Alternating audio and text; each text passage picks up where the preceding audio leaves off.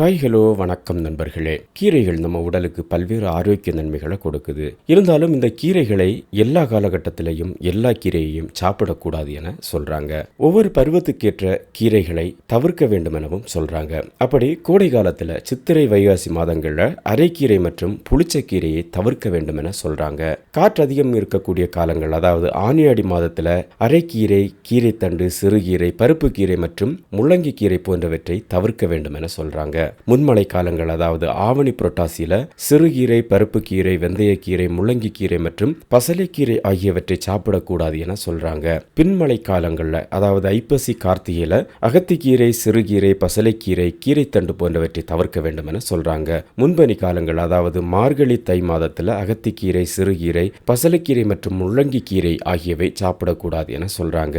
பின்பனி காலங்கள், அதாவது மாசி பங்குனியில சிறுகீரை, பசலைக்கீரை, பருப்பு கீரையை தவிர்க்க வேண்டும் என சொல்றாங்க.